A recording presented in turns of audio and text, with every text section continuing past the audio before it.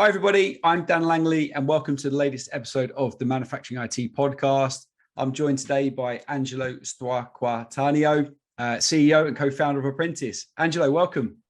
Pleasure to be on, Daniel. I'm a big fan of the pod myself, and so really looking forward to sharing our story today with the listeners, because I do think that there's such an excitement right now around manufacturing and manufacturing technology that, hopefully today's conversation, be insightful for the listeners.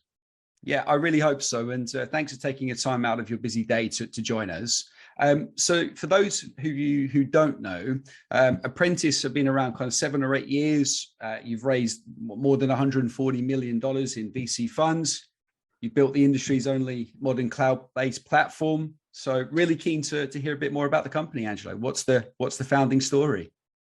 Yeah, it's really interesting because the last 8 years, in some ways, they went really fast. In other ways, it took a really long time to build trust and credibility in this space. Because if you look at the whole landscape of manufacturing tech, there's not a lot of new companies, and there's definitely not a lot of high growth startups in the space. And so in the early days of Apprentice, where this all started, it was very simply with a pain point. I was having a conversation with one of my other co-founders, who coincidentally is my wife.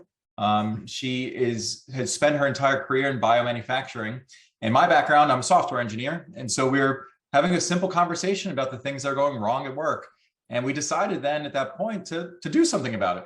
And back in 2014, I thought that augmented reality was going to be the big driver of change within our space. And for your listeners, just to give a little bit of a context about Apprentice, we designed a new cloud manufacturing system for life sciences. So we focus almost exclusively on this segment of the marketplace. And that's what we've been doing since 2014. But life sciences, though, is a pretty interesting market segment because in the last 2 years, I think everyone now is a bit of an expert in how vaccines are both produced, manufactured, and delivered. But it's also an industry that's going through some pretty rapid change. So not only did I hear the actual pain points when my wife was working, trying to manufacture a batch of biologics on a 200-page paper binder and having the entire recipe, batch records, all the data be fully paper-based and not digital. Not only did I hear all those pains around lost batches, lack of visibility, deviations, but also too, we started to pick apart the industry.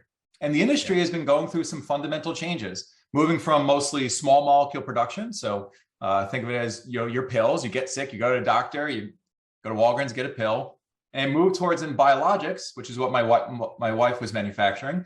These drugs are not traditionally, say, mixed and pressed into a pill. They're grown, and they're grown with living cells in these giant bioreactors. And for the folks that aren't familiar with this industry segment, it is batch-based manufacturing, not necessarily discrete or assembly-based manufacturing. These are living things that are grown over time. Eventually, they express a protein. That protein's an antibody, and that's what got injected into your arm during the pandemic. But that manufacturing process, though, is wildly complex. It takes months to be able to manufacturing it. But beyond all of that, this industry is now moving towards personalized medicine through cell and gene therapy, where it's not even now, you get sick, you go to a doctor, you take a pill. It's, say you have a nasty blood cancer, they'll ship your white blood cells to one of our customers' facilities down the block from me in Warren, New Jersey, and make one batch for one patient. So, when we were talking back in 2014, it's like, hey, wait a second, I don't just have this pain at work. The industry seems to exhibit a lot of these challenges, and they need software to help solve them. And so maybe a bit naively, I decided to go and do it. And as a software engineer myself, we initially started with augmented reality because, like I mentioned, we thought that was going to be the initial driver of change, because our thesis around this was very simple, which is maybe, Dan, or you and I sit behind a computer screen all day. Our customers do not. They are on the shop floor, working with pieces of equipment, using their two hands, and the ergonomics of the space demanded a new modality, technology-wise, not drug modality, a new modality to be able to meet those challenges. And so we thought that head-worn was going to be that initial driver of change. Turns out, once we got on the inside of these companies, they weren't just missing augmented reality. We felt very strongly, and it's our opinion, that they were missing a modern manufacturing system, which then, by the way, this is 4 years into Apprentice. It took us a little while. I guess it was a slow learner. It took us almost 4 years to realize this around 2017 to 2018. And that's when we embarked on building a full-blown, not just MES, but true manufacturing system that is not only now modern, but very advanced in its ability to introduce new products and maximize supply. So it's quite a journey from those early days. And since that time, we've gone through quite a growth spurt, and happy to share more about that. But yeah, that was the founding story all those years ago. Yeah, I mean, it's a really interesting one. And from my background, I've been recruiting pharma MES professionals for kind of 7 or 8 years.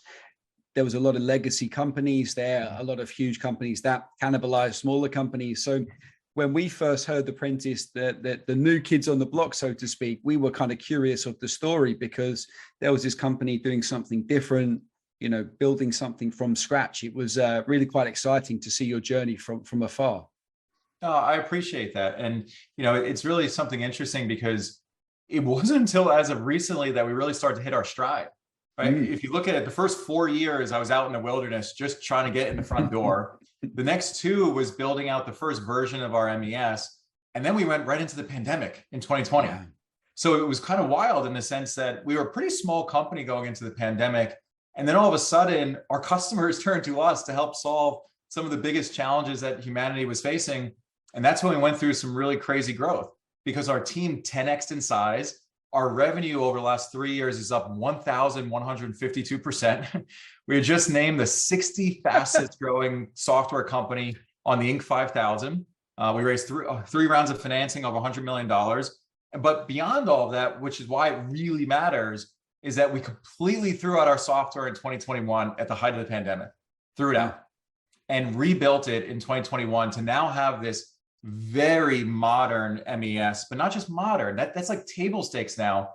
We invested significantly on the advanced side of it to drive faster new product introduction and supply optimization, because we feel that nowadays just making the thing isn't good enough. You got to be really tight on how that thing comes to market, and then how you're maximizing the revenue once you're in market. And so it's just fascinating, the trends that we've seen in this 8 years, but in the last 2 years in particular, that's really when we've started to grow up. Yeah, I mean, it's always fascinating. I love hearing startup stories and how, the whole focus of the business shift changes. I love the analogy of driving down a motorway and changing all 4 tires at the same time. And that's kind of what it feels like, I guess. So Angelo, I was curious. So, you're obviously focused on pharma, regulated manufacturing, biopharma, et cetera. Can you share more about the intricacies, the differences with serving this industry over others, and your kind of thoughts on that? Absolutely. So this comes back to even the founding story, where I might have severely underestimated how hard this industry is. But being completely honest, right? Because the manufacturing process itself is not just incredibly difficult. You're dealing, especially in biologics and cell and gene, these are living organisms. And biology is messy. It doesn't always go the way as planned. It's a very complex process, which requires highly skilled labor. This is not an industry where there's unskilled labor. There's a huge amount of skilled labor that requires a lot to identify talent, train talent, manage talent, and onboard and get them rocking, and then trying to retain that talent as well. But beyond all of that, it's also a regulated industry. So if you're going to manufacture something in this space, it is regulated by both the FDA and international agencies, which adds a whole other layer to this thing, both in terms of what the software is used for, but also too how we create that software. Yes. Because it's a fully validated piece of code where we have to comply with GMP standards, which then both internally to Apprentice and externally to our customers just adds a lot more challenges and difficulty to the space. With that said, we've decided to innovate not just on the software side, but also too on the validation front as well. All right. So Angelo, what I was curious on is obviously pharma manufacturing, for all the reasons that you mentioned, pretty conservative bunch. So how have you found kind of being the new kids on the block and having to build that faith and trust with your customers? So this is by far, when I look back at the last 8 years of Apprentice, it was by far the hardest thing. Writing code is one thing, selling a product is another, hiring a team and all of this, but building trust and credibility, that was really hard. And it took significantly longer than I was ever expecting. But the takeaway is that we did do it. And ultimately, we believe here at Apprentice, when we both talk about our customers internally and we interact with them externally, it's all about building and maintaining that trust. And so how do you build that and how do you manage credibility through all of this? For us, our big break came with the pandemic. Because prior to the pandemic, we had a few core customers that have been with us, by the way, a long time. My first and second customers from 2015 and early 2016 are still with us today. They've expanded now to 70 sites and 50 sites respectively. So they have a huge footprint that they've rolled out Apprentice to, which is awesome. But that was a long and hard-earned journey to earn their trust. And so it's interesting that trust is something and credibility is something that gets compounded over time. And unfortunately, we couldn't just show up and like, hey, use my software. And so we were building trust kind of leading up into the pandemic. And then the pandemic really was a big driver of growth where we also had to grow up overnight as well. So not only did we grow with our customers, but our customers grew with us. And the value that then they received using our software put us in a position that created that implicit credibility and trust, which then we can parlay into new customer relationships. But what's interesting though about the conservative nature of life sciences is that once a few organizations are using your software and you have credibility, well then it's I wouldn't say it's significantly easier, but it is easier to then work with new organizations who are trying to solve the same challenges. Because this industry is going through changes all together in real time. To quote one of my customers, it kind of feels like a renaissance moment in life sciences where anything is possible. Really, truly, because the drug product is changing, the manufacturing process is changing, the software is changing, and the culture is changing too, because the new folks that are in these biotechs that have raised billions of dollars throughout the pandemic, I think the latest figure was like 70-something billion was raised during the pandemic. These folks are hired from outside the industry. And when they come into this industry, they're changing the culture internally as well. So it couldn't be more exciting from my side, but the takeaway is that it just took a long time to build that trust and credibility, sprinkle in a pandemic to force the industry to move in this direction. And then you kind of have this nice marriage of both, our growth and the industry's growth kind of happening all at the same time. Yeah, no, definitely feels like an inflection point in the industry. I guess from what, when I entered the space and was recruiting in the space, it was huge monolithic systems, very inflexible with needs and stuff and interfacing challenges. So definitely can see how over the last kind of 5-6 years, things have evolved in that space. And especially as there's more adoption of industry 4.0 solutions and customers become more comfortable, trusting of cloud-based software in the manufacturing environment. That's exactly right. And you're picking on a few key areas that were fundamental challenges we had to solve from now a technology perspective, right? Because you nailed it. If you look at the industry as a whole, I'm going to use this term broadly, which is manufacturing software. Within manufacturing software, there's all different types of applications. You have your MES, which is kind of the star of the show, the heart of the whole thing. But you have all these other systems around the MES to ultimately perform and execute what's required to, in our case, ship a batch of drugs out to patients that need it. But that software, that technology, the underpinnings for this new modern way of doing things was really hard to build because it's not just cloud. It's so fascinating that when most people think of Pharma 4.0, they think of like, all right, well, cool, it's just in the cloud. that is not even table stakes. That's just like a pre-approved mortgage. If you don't have that, you can't get in the front door nowadays, right? But it's not just cloud either. We've had to architect a wildly complex cloud system around single tenancy, where each different customer and each different team is on different types of architecture, which in and of itself, the infrastructure technology didn't even exist 2 years ago. So we're using these like super cutting edge infrastructure techniques through automation, containerization, and scalability that allow us to not just create like a public cloud, but a truly private and scalable cloud for within an enterprise, because that enterprise then has different teams, right, with different production schedules. So you can't just like deploy software into an organization. Can't just be like, hey, go to this website. You actually have to architect a pretty sophisticated cloud offering in order to enable everything else we've built. Because once cloud was solved, well, then we're able to build on top of that, which then we have not only a very modern interface, which is awesome, both on the web, but we also have mobile devices, head-worn devices, augmented reality built into the product from the start. We've had a whole suite of integration capabilities that require no code. So it completely reduces the cycle time and burden to integrate with other systems. And then on top of that, we've changed even who uses the software. Because traditionally it's an MES engineer. You know, we were talking about this, you recruit MES engineers. Instead now we want to empower the scientist who knows her process to be able to use a tool to build, design, and to deploy her process, thus reducing all of the friction from going from paper to digital. So there's all these like fundamental tech challenges we have to solve. And then on top of all of that, we up-leveled the software to do those big things I was mentioning earlier.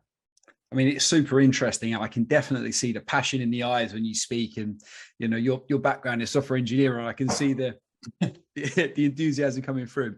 So one of the bits I wanted to understand, Angelo, was a bit about the Apprentice product. So I'm aware of the brand, and I'm sure many other listeners will be, but talk me through a bit about the products and the actual products that you have and the platform and that good stuff. That would be really interesting. Yeah, absolutely. So at its core, our product is called the Tempo Manufacturing Cloud. Okay. We specifically didn't use the word MES or LES, et cetera, because within the Tempo Manufacturing Cloud, we have these different packages. And those packages are, think of them as applications, where then we have augmented work instructions. This is, think of it as all different types of workflows that you can execute within your facility, from your SOPs to your training workflows to even maybe a little bit simplistic EBR, where you just need a basic workflow instruction and documentation tool. This is like the entry point into our system. One level up from there is our MES. It's a full-blown manufacturing execution system that takes raw materials, turns into finished goods, and manages all of your recipes, your material, your equipment, and everything associated with it in terms of both quality events, integrations, and everything else that's needed to execute on the shop floor. Then we also have a package called our LES, our laboratory execution system, aimed at quality control teams. And why did we build this? Why, if we're a manufacturing company, what the heck are we doing in the lab? And the reason why is it's all about batch release to us. By having a single platform to have your manufacturing recipe and your test methods for that batch in one place, you then can reduce the cycle time for when you're both manufacturing and testing to ultimately release that drug product faster. And so to us, it was like a fundamental piece of software to enable our bigger vision, which I'll get to in a minute. But then our fourth package is what we call Tandem, and it's our collaboration tool, because we believe that manufacturing nowadays is not just execution anymore. It's collaborating with subject matter experts and team members who may not physically be there. I've spent countless hours in these facilities with my customers over the last 8 years, and I cannot stand the radio. I want to blow up the radio. And to me, the radio only goes so far as the physical limitations of the facility. Who is physically there? And in my opinion, you know, COVID has changed all of that, and you have subject matter expertise that right now, a lot of them are in their bedrooms, they're home. And so using Tandem, we can bring them down to the shop floor, use real-time audio, video, and augmented reality. But then that is then used to support the entire manufacturing cloud. So that regardless of if you're running test methods in my LES or a complex batch record and recipe in my MES, you can then collaborate with your colleagues regardless of where they are. So now if you think about Tempo is this bigger solution that's building towards something more. You know, I can't say too much of what that building towards is more. We will be launching that probably towards the tail end of this year into next. But the takeaway is that we really believe that once you have these core fundamental components, when you start to think about how can you really drive outsized value in this space, that's where then a cloud offering like this can do so much more. You know, once you've got to baseline, you can start to way up level on that baseline.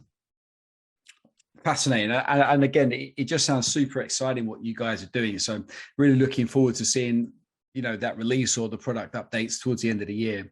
So one thing that's been on my mind, Angelo, and hopefully, you know, it's a good area to discuss now, is that the way I see it is that there's a ton of tier 1, tier 2 pharma companies who already have an MES, already have some form of execution system, etc. I guess, are they not your type of clients that you're typically looking for? Are you looking for customers that are looking to build that whole new shop floor or production floor from the ground up, rather than replace a legacy incumbent system? So when we look at the marketplace, because at the end of the day, we are a high growth startup. Like I mentioned earlier, there's a number on it now, the literal 60 fastest growing one out there for software. But the interesting thing is we had to find ways to make sure that we can deploy our software quickly and not run into friction. And so, yes, you nailed it. We are looking right now for organizations who are trying to move from paper to digital. At the moment, we believe that, legacy solutions are still providing value. I don't take anything away. And by the way, I have huge respect for the legacy systems that have been developed, because they did it at a time when the technology tools themselves weren't as mature as they are now. I have the luxury of like really, really modern stuff at my fingertips. To be able to do what they did in the time that they had with this technology stack that they had, it's hard. And so for me, we're looking more at greenfield opportunities, paper and digital type stuff, but it also relates to stage. Right now we're focusing a lot on the movement from clinical to commercial, and that stage is a really important part to us because we believe that our software can provide outsized value for that stage of the manufacturing process. That makes a lot of sense, and I guess typically with manufacturers, it's time to value, isn't it? So that's always the key point with any implementation. So to talk me through on that perspective, how long does it take for a company to get up and running on your products? So in the beginning, there were a lot of learnings, a lot of learnings, and that was from probably late 2019 into the early part of 2020 and into 2021. But we developed something now coming out that we call the delivery DNA. I like my branding. I like my names. And the delivery DNA, delivery DNA is basically a playbook for us that can take an organization from tip to tail. And this summer, right now, we have a customer that in 3 months is going from nothing to fully GMP ready manufacturing by the end of those 3 months, tip to tail, paper-based to digital to validated to deployment in 3 months. And by the way, we had to innovate a huge amount around delivery in order to pull this off. So, to deploy a system like this, the first area that folks may think about is like, okay, well, how do I even do my recipe design? How do I get into digital? We've actually developed a number of different tools to automatically convert something from paper to digital. And then once you're in digital, you can do some really good goodness, but we basically then cut out a huge portion of the process that it takes to initially go from where I am today to where I need to be tomorrow. And then once we did that, we've developed all these capabilities to accelerate everything from validation to all of the documentation around the system for quality, to then how the system is deployed, stood up, and trained. We spent so much time over the last year trying to innovate around our delivery DNA. And now this summer, this is when we're going to have a really powerful case study coming out that it's going to be from tip to tail, fully validated, 3 months, which, by the way, once we do that, we can unlock so much more. Yeah, I guess that's a sea change, isn't it, really, with manufacturing time to value. So I have a lot of people on the podcast and a lot of people within regulated pharma, biopharma, a lot of people outside of that. And one of the big things the big takeaway that I often have is that the transformation, and it has to be the capital T transformation, requires a mentality change as much as technology change. Are you finding that because the type of customers that you're looking to hire, the greenfield customers, that mentality change is already there? It's less resistance from the operators, the people using the products? Yeah, this is another really interesting question, because if I chart out that question over the last 8 years, I would have given you a different answer all along these 8 years. And in the first part of those 8 years, I'd be like, wow, it is tough. It is tough to change the mentality. It's tough to have people have the willingness to adopt new technology. And then once you even have the willingness, you have to have the willpower to be able to actually work with your team to deploy that new technology. That's changed. That's changed. In the last 2 years, we've seen a complete sea change in terms of culture. And I hinted about it a little while ago in one of the earlier questions, that culture has rapidly evolved within the space because so many new people are being hired from outside this industry and being brought into this industry. A lot of them come from tech. A lot of them are, both younger and used to other types of tools that they've been using in other parts of their lives, which then creates a demand for new and modern systems. We're seeing, there was a study out by, I believe it was McKinsey, don't quote me on that, but basically how frontline workers are demanding new tools and technology because it's becoming a quality of life burden. Yes. And I think organizations are so acutely attuned to the needs of their workers now that they are thinking about how those systems support those workers, because they're trying to solve challenges beyond just making drugs now. They're trying to solve retention challenges, recruitment challenges, training challenges, which are more the people side of the systems than the software itself. And so in the last 2 years, there's been such a highlight and an acute awareness of all of this, that relates then to the willingness and the desire to adopt a new and modern system. And that's why I think we've seen the growth that we've had, because it's no longer even a question. It's fascinating. Like for the first 4 to 6 years of our life cycle, we were trying to convince people to even look at digital. And not just digital, again, we got like augmented reality, all this fancy new stuff. But now it's no longer a question. It's turning into, well, how do we think about this at an enterprise level to roll this out and get outsized value in return for our investment? So it's just a fundamental different conversation now. But part of it too, I do attribute to how we've approached this space, because all of our solutions are modern. They are no different than if I'm using Gmail at home or Google Docs at home. An operator coming in off the street will feel very comfortable and familiar with a system like this, because it's as modern as any other tool that they use in their day-to-day lives. And that makes a lot of sense. And look, I appreciate this might be a sensitive question, so feel free to sidestep if you like. But given everything that you're doing that's so exciting, so cutting edge, so at the vanguard, surely the expansion would be to other industries. Is that something that is on the horizon for Apprentice, or is that something that keen to stay laser focused in regulated pharma, biopharma? So for right now, we are staying very laser focused, because it gets back to the type of company that we are. And as a startup, even though we've raised a lot of money, we still have to be focused and use our capital wisely, because the reality is too, world's changed. We are going through a market correction of sorts, and we just need to be mindful about how we think about capital and investment. And so our decision then, which is more on the corporate side, is exclusively staying focused on what we're good at, driving huge outside value for our customers in life sciences. But I can confidently tell you I'm a highly ambitious individual. If they give you any indication of what future years of Apprentice may or may not look like. Yeah, no, I like that. And I guess we can have you on the pod again, Angelo, to talk about that. Maybe an exclusive. Yeah, that'd be great.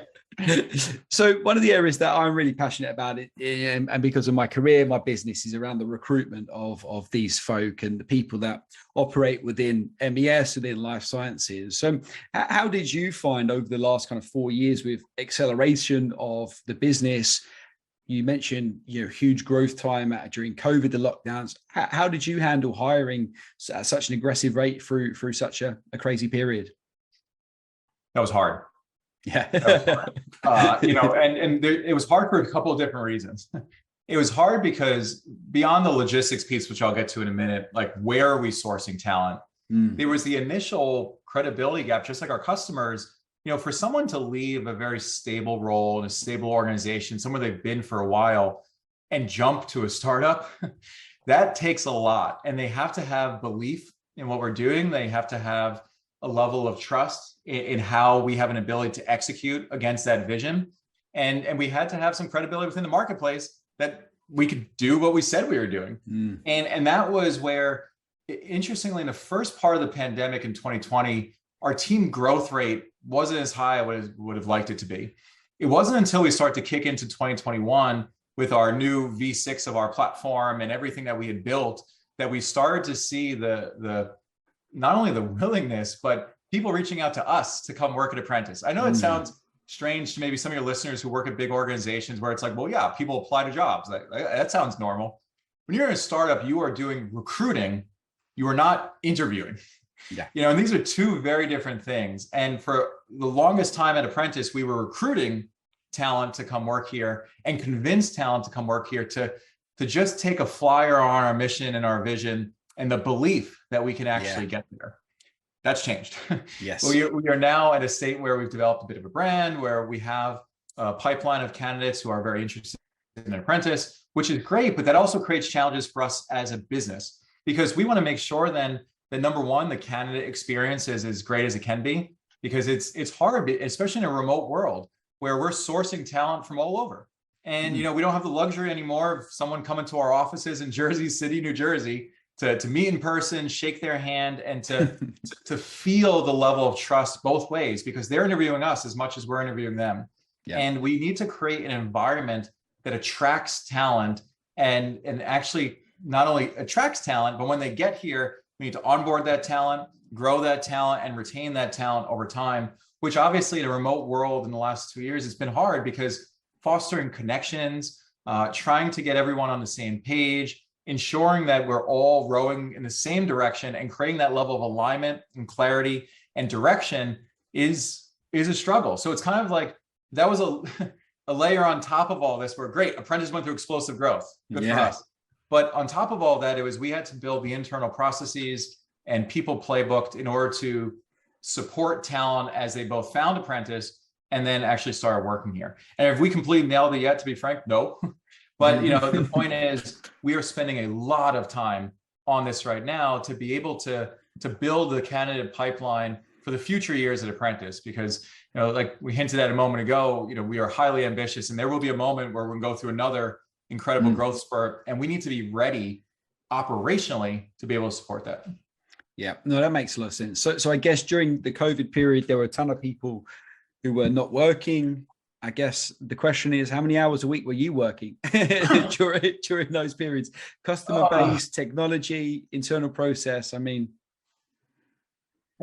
I wish I could say that it's tailed off, but it's been the same way. The only difference though is that during the pandemic, Daniel, I know you are also a proud dad, a proud new dad. Yes. Congratulations. Thank you.